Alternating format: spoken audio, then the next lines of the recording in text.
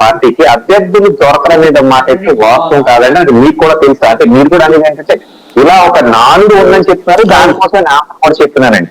ఇవాళ అసెంబ్లీల వారీగా పార్లమెంట్ అంటే 175+25 కలిసి 200 స్థానానికి కూడా ఎవరెవరు పోటీ చేసేవాళ్ళు ఉన్నారంటే ఒక్కొక్క దానికి మినిమం సంఖ్య 12-13 పీపుల్ ఉన్నారండి. ఒక్కొక్క చోటకి నేను చెప్పేది వీళ్ళందరినీ పల్లెపూరికి ఇవన్నీ మీరు చేస్తున్నారు కదా. నిన్న రాత్రి మళ్ళీ మాకు కాల్ అయింది, మీరు ఇంత మంది అంటే ఒక్కొక్క అసెంబ్లీ నుంచి 12-13 మంది వచ్చారు, ఒక్కొక్క చోట 20 కూడా ఉన్నారండి. పార్లమెంట్ కి ఇంతమంది వచ్చారు కదా, మీరందరూ కలిసి ఈ ఒక్కొక్క అసెంబ్లీకి 50 స్థానాల్లో మీరు ఎందుకు సభలు నిర్వహించకూడదనే ఒక ఆలోచనతో ప్రజాపోరుకి వెళ్దామని చెప్పి నేను డిసైడ్ చేసి 21 స్టార్ట్ చేస్తున్నాను. నెక్స్ట్ ఇంకొక క్వశ్చన్ దానికన్నా ముందు ఏంటంటే తీర్మానం చేసి పంపారు.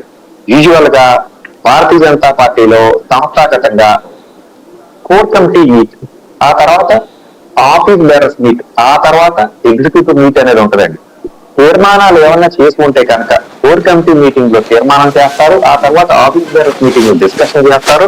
ఎగ్జిక్యూటివ్ మీటింగ్ వచ్చేటప్పుడు ఇవన్నీ కూడా బయట పెట్టి ఈ విధమైన తీర్మానాలు చేశామని చెప్తే పార్టీలో ఏది సీక్రెసీ ఉండదండి. అది ఎందుకంటే ఇది కుటుంబ పార్టీ కాదు, ఇది ఒక వ్యవస్థాగత సంస్థాగతంగా వ్యవస్థలో ప్రకారం నడిచే పార్టీ కాబట్టి అటువంటి అందరి ముందు పెడతారండి. అట్లీస్ట్ మీరు ఇదిగో ఇది చేసామని మాలాంటి స్పోక్స్ పర్సన్ అందరికీ కూడా ఖచ్చితంగా ఇన్ఫర్మేషన్ ఇస్తారు. అటువంటి తీర్మానం చేయలేదు. కోర్ కమిటీ మీటింగ్ లో ఏ విధంగా ముందుకెళ్తే బాగుంటుంది, కొన్ని డిస్కషన్స్ జరిగి ఉండొచ్చు, కానీ అది మాత్రం బయట పెట్టరు. మీరు అన్నట్టు తీర్మానం చేస్తే మాత్రం ఖచ్చితంగా బయటకు వస్తుంది, అది ప్రెస్ కూడా రిలీజ్ చేస్తారండి. తర్వాత secret, no secrecy, everything is on paper and it will be visible. Right, మంచి పాయింట్.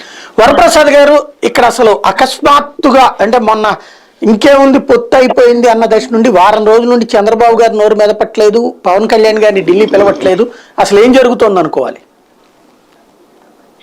సాయి గారు చెప్పండి. నమస్తే అండి, ప్యానెల్లో ఉన్న సోదరులు కూడా నమస్కారం. ఈ రోజు మనం గత 2 రోజుల క్రితం ఇదే అంశం మీద చర్చించాం. 2 రోజుల్లో